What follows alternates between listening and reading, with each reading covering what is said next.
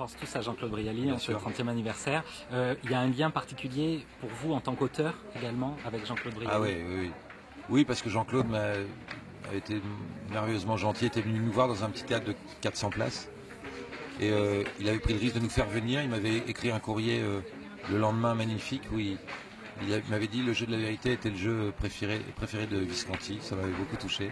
Quelle est votre pensée? Bah, il est là, il est sur l'arbre, c'était sa place. Et j'ai eu la chance de le connaître il y a 22 ans. Oui, il y a 22 ans, j'ai joué mon premier spectacle ici. Enfin, mon premier spectacle en tant que comédien.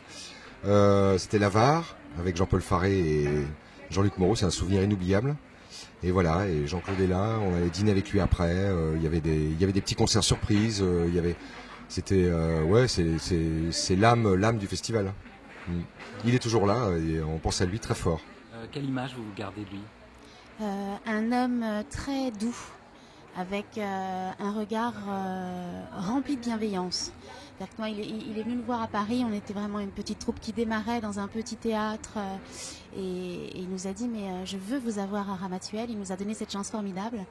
Il était vraiment rempli d'amour, de cette envie de partage, de tendre la main vers les jeunes acteurs, vers les jeunes auteurs. Il aimait beaucoup les auteurs, donc c'est vrai qu'ils avaient de grandes discussions avec Philippe. Je garde des souvenirs très, très doux de Jean-Claude. Et moi, c'est un peu particulier parce que c'est quelqu'un, c'est presque de la famille en fait. Je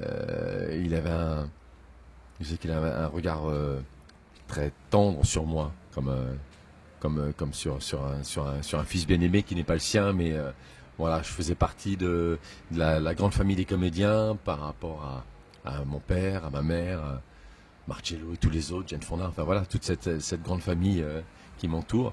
Et il a toujours eu un regard extrêmement bienveillant et protecteur. Et quand j'ai travaillé avec lui, c'était un grand bonheur, c'était un esthète, voilà. Et à la fin du festival, il y a pile 10 ans, on avait dîné ensemble, comme d'habitude, aux Jumeaux, et il m'avait dit, Philippe, lui se savait malade, nous on ne savait pas, il est mort quelques mois après, mais il m'avait dit, écris-moi une pièce. Il me dit, je me suis trompé plein de fois dans ma vie, mais jamais sur les auteurs de théâtre.